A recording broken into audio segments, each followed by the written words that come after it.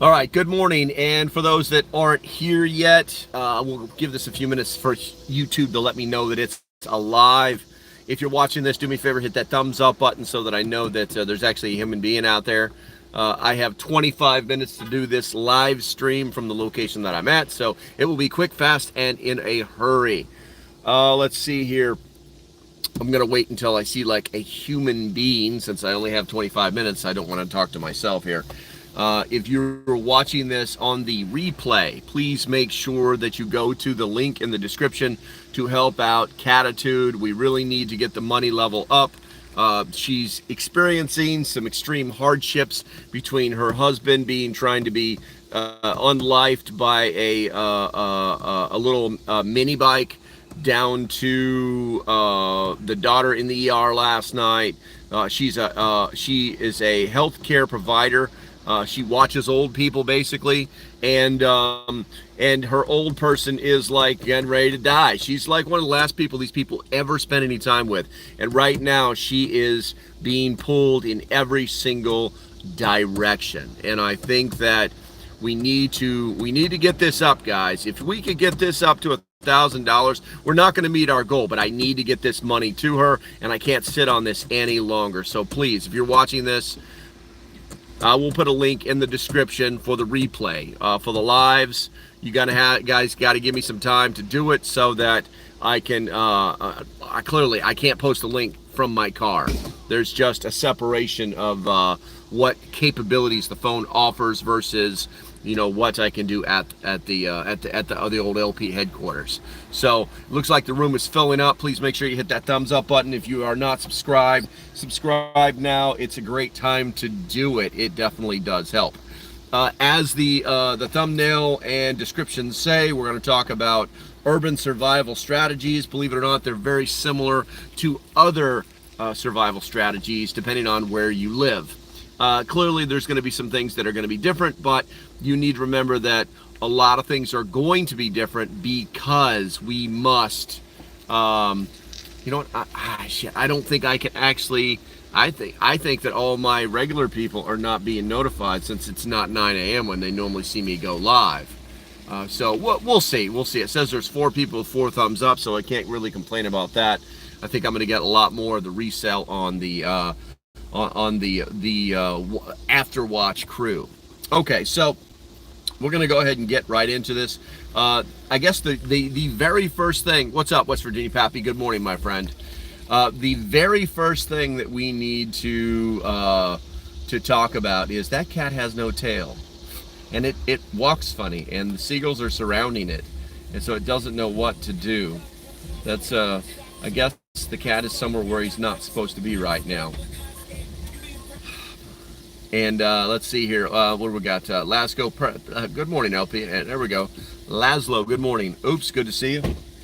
All right. Let's see here. So, situational awareness is actually probably the biggest piece of any survival situation. But because you are in an urban environment, your situational awareness has to be even higher because you're surrounded by the worst, most dangerous creatures on the planet. Human beings. Good morning, Rose. So observation skills in an urban survival scenario are keen observation is critical. Prepper should see if I can get this. I hate that I have to read this downwards with you guys.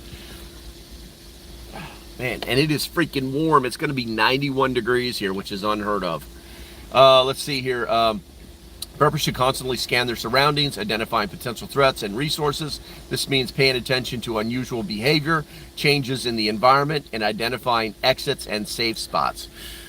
This makes me it reminds me about the videos that I watch every day. There's a series of videos in the shorts section on YouTube that are going around that basically they're playing the Starman soundtrack.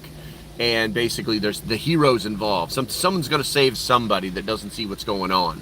So this goes to like not having an exit strategy or escape routes, and not having situational awareness, head down in the phone, that kind of thing.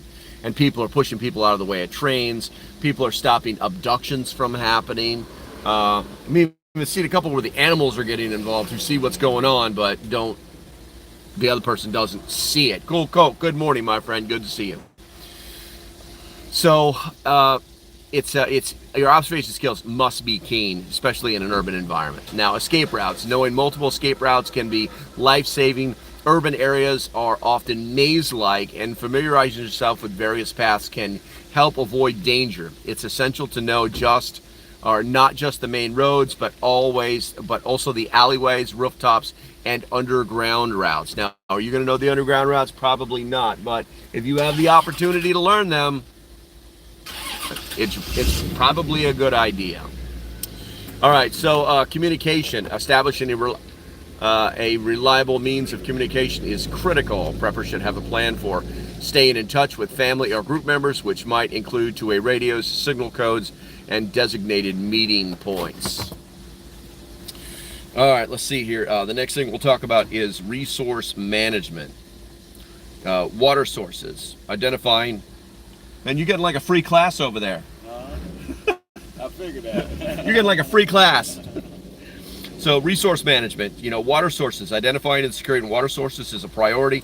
Urban preppers should know where to find potable water, whether it's from local rivers, lakes, or municipal sources. Techniques for purifying water, such as boiling, using filters, and chemical treatments are essential. We've talked about this before. It's water, food, security in that order, and then everything else is just icing on the cake. Food supplies. Storing non-perishable food items and knowing where to scavenge for food can help sustain life during prolonged emergencies. Urban environments offer unique scavenging opportunities like supermarkets, abandoned homes, and restaurants. We've all seen this in the movies, but we also should know that that is not going to last very long. Energy and power. In the event of a power outage, preppers should have alternative sources of energy. This might include solar chargers, portable generators, and batteries. Understanding how to conserve energy and use it efficiently is also important. We can't stress this enough that you have to understand the amount of power that you're using with the devices that you've either purchased, built, or just using in general. You have to understand what amp hours are. It's very important, okay? I recommend that you get yourself the devices that you plan to be able to power during power outages and such. Get yourself a little meter that you can put on your plug, that you plug in the wall. It's like a go-through, and it'll tell you how many amps you're using per hour. It'll tell me what your voltage pull. It'll tell you all those things. And you can actually figure out how long you could run, say it's 4 devices in one room off this one power source. You can actually figure out how long that power source is going to last without needing to be recharged based off of that math. It's not hard. Just look for amp hours and you can pull it off. All right, so obviously coffee. It's only 90 degrees out here, so I'm going to drink a bunch of hot coffee. It's the best. Keeps the pores clean, man. Keeps you sweating it out, All right, so number 3, security measures. Defensive strategies. Urban preppers must be prepared to defend themselves. This includes knowing self-defense techniques and having the right tools, such as pepper spray, knives, and firearms, if legal and appropriate. We always got to put that legal disclaimer in there in case this video is viewed in a place where it's not so good to be. I don't like the Second Amendment. If you live in one of those places, I'm very hard to hear. I'm very sorry to see that. Blaine, good morning. Shout out to one of my. You guys may notice Blaine looks a little different today. He looks a little different today. And Havens Fire, did you follow me over here from last night? Good to see you. I don't recognize you. Make sure that you hit that subscribe button. Let's see here, and don't forget the like button. It's just a likable thing to do. Let's see here. Securing premises. We talked about Havens 18. I'm headed to pick up my daughter, then off to feed the rabbits at the fair. Sounds like a plan. All right, so we talked about this yesterday. I think it was yesterday where we spoke about the different ways to secure things. But securing premises. Fortifying one's home or shelter can deter intruders. Simple measures like reinforcing doors and windows, installing alarms, and using surveillance systems can enhance security. In an urban environment, I cannot emphasize enough the need for security cameras. I can't do it. I didn't think. What was that about? Oh man, I hate having everything on my phone.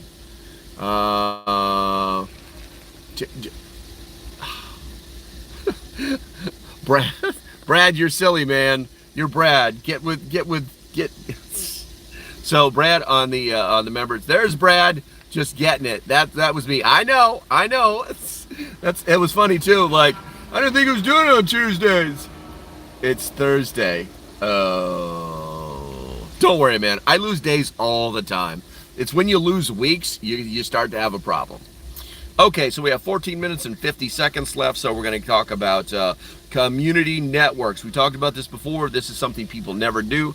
I personally believe that it will. I think that it's important that we find our data points, our key people, like right now. Not build anything, but just these key people that are going to be part of a network during an shtf situation. But building a network with neighbors and other preppers can create a support system. Shared vigilance and resources can improve safety and provide mutual aid in time of crisis. 100% accurate. Let's see here. I'm going to flip that over right there. Now we're going to move on to the one thing you guys love so much, but when I say that, that means that you're like, oh man, he's not going to talk about the toilet again, is he? No, yes I am. I'm going to talk about the toilet again. No, it will not be sending poop videos to anybody. That's not how I roll. Anyway, so health and sanitation. Urban environment, extremely important to have a plan. If you do not, you could literally be up, creek, okay? Literally. So, medical supplies. Maintain a well-stocked first aid kit is essential. Preppers should also have knowledge of basic first aid procedures and consider learning more advanced medical skills. Guys, Refuge Medical. Go look at their skills. You're going to find out.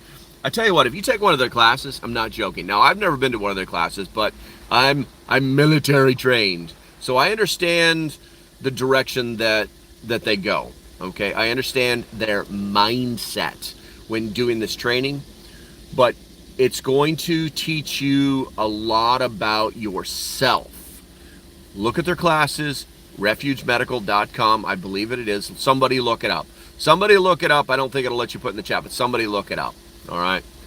And take a good hard look at that because their classes will change your life. Not a joke.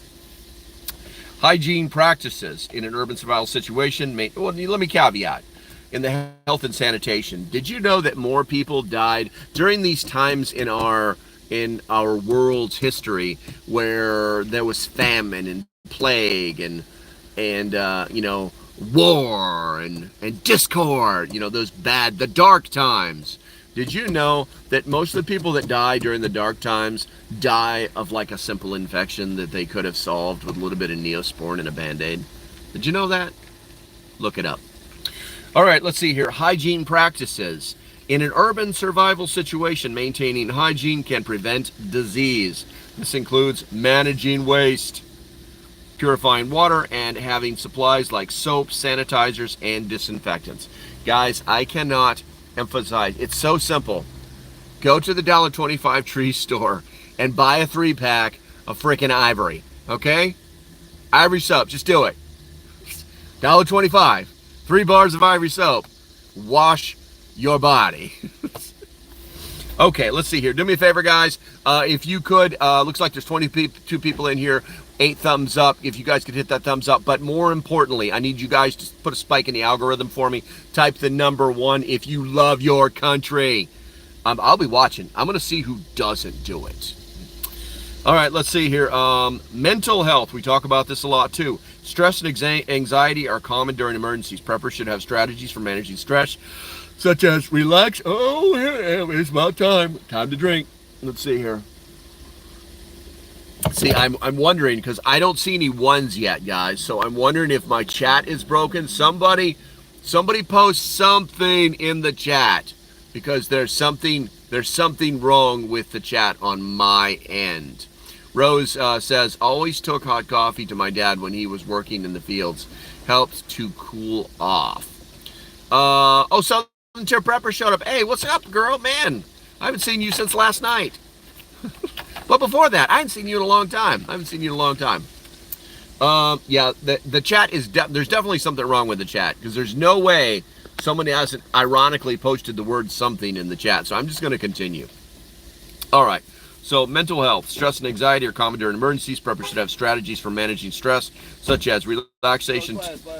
Thank you. Appreciate it, man. Such as a relaxation techniques. That's right. I don't care. I will train the masses. You will all be prepared. Sorry, I had to do the crazy look on that one. Let's see here. Preppers should have strategies for managing stress, such as relaxation techniques, meditation, and ensuring adequate rest. Very important, your ability to sleep. If you can't sleep, you will go crazy. Ask somebody who has insomnia. I mean, they're on the verge of like panic attacks and mental decay every day because they can't sleep. Why is this guy cruising me? Oh, he wants to back in. Okay, maybe he's coming for the next part of the class. 9 minutes left. I don't even know if I'm live anymore, because I literally, it's like there's people in here and I'm seeing the thumbs up, but like nothing in my chat is not rolling at all, and I'm on a phone so I can't reset it. Anyway, let's see here. I think that preppers are that way because they really do want to feel good when things go bad. They don't want to feel the bad that everybody else is. And I think that being in the preparedness space is key to managing that stress of crisis situations that that draws us to it. It draws us to the preparedness field. So, all right, let's see here. Mobility and transport. Evacuation plans. Preppers should have detailed evacuation plans, including routes and destinations. This might involve personal vehicles, bicycles, or even on foot, depending on the situation. Yeah. You know, the reason you have to have a detailed evacuation plan, specifically in an urban environment, is because there's so many ways to get boxed in. So many ways to get boxed in. And you have to know where those traps are. So make sure that you actually have something on paper and that you understand what's going to happen. Have a plan A, a plan B, a plan C, okay? Let's see here. Travel gear. Having a well-prepped bug-out bag with essential items for traveling is crucial. This should include items like maps, multi-tools, first aid supplies, and basic survival gear. I've been working on my bug-out bag, and it's basically strung out. It's strung out. I've been working on it this morning.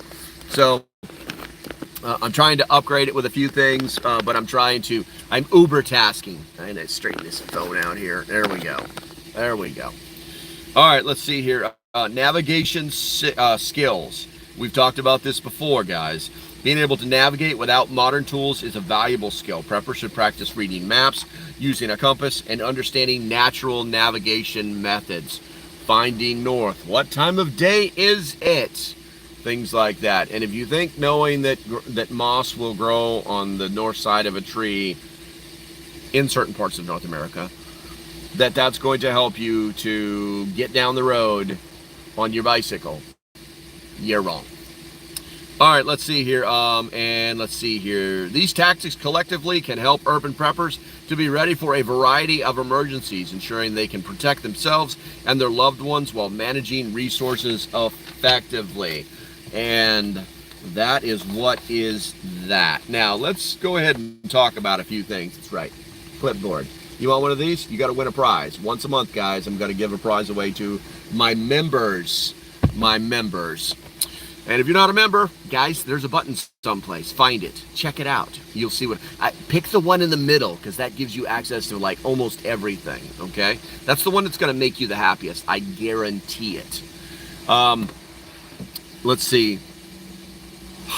If we talk about survival tactics in general, People always are going to bring up the gray man theory, which works great if you are in an environment where you can blend. It really works. It does not work when it's you and your wife and your kids going down a road where nobody is going because nobody is moving anymore, because you have the only transportation, or because you found a bicycle and now someone's going to watch your bicycle. And so gray man doesn't really work unless gray man tactics are hilarious, because gray man tactics are for use when there's not really a crisis. When there is a crisis, those techniques don't use. So if that is your whole philosophy, please be aware that you're probably going to have a bad day. Now, following the things that I've just laid out for you over the last 25 minutes, I would say probably the most important one would be situational awareness. We, Americans in general, wander around our lives completely unaware of our surroundings. Let me give you a perfect example. Yesterday, one of my girlfriend's longest running friends, they've been friends since they were kids. They went to the same schools together. I mean, they've been friends forever. I knew she was coming. She's in town, because doesn't live here in town anymore. And she came in, and we were hanging out, and we're just waiting for the girlfriend to get back. And I just happened to notice, I don't know, at least 2 carrots sitting on her ring finger that I'd never seen before. And she was just like very elusive, blah, blah, blah, and then I glanced at her, and she had that look in her eye like, did you see it? Did you see it? Did you see it? And I'm like, yeah, I see it. Congratulations. So anyway, and this took all of a minute. My girlfriend comes in about an hour later, and we're just babbling on, right? And then she comes in, they give them hugs, and she's just like talking about her day and blah, blah, and they're just talking. And I just looked at her, and I was like, do you not see that? And she's like, what? I said, her hand. And she's like, oh my God! Situational awareness, guys. Finding and seeing all of those little things in our world that can kill you if you let them, or could be an asset to you in the future. Situational awareness. Okay, guys, there's only 3 minutes left on this live stream. I apologize that I cannot see any of the chat. I don't know if the chat moved or not, but all I can do is apologize, because sometimes YouTube works and sometimes it doesn't. And be like, why aren't you on Rumble? Well, I normally am, but just today I'm on YouTube. Anyway, I'm going to go ahead and close up with this. I started basically the equivalent of a GoFundMe for Catitude. If you guys didn't know this, if you're in the membership Discord, you know that Catitude has been going through some incredible, life-changing, life-affirming, like, God's got her on a piece of silly string, and he's just flinging her life around. Everything from her husband almost getting himself unalived on a motorbike, to getting staples out today, to, oh, by the way, my daughter, we were at the ER and been there all night, and I don't need sleep, and it was like, then I got to go to work tomorrow. Dad, the husband is not going to be working for months, guys. Now listen, I'm going to come back after this. If you know where to find that link, if you guys know where to find that link in one of my last few live streams, please go back and do that. Matter of fact, go back to the live stream from Monday, okay? And find that damn link and give a couple of bucks, okay? I can't sit on this money any longer. I've got to get this to them. Sitting there asking people for money for a week on end for something that should have been knocked out like that, that's not cool. It's no bueno, guys. It's no bueno. So, please, give a little bit. Like I said, if I've got 5,000 followers, all right, and each of them gave $1 a piece, that would be twice as much money that we were asking for. We were asking for 3 months' salary. That's all we were at, or 3 months' bills. That's all we're asking for. No more, no less. So, dig deep in your heart.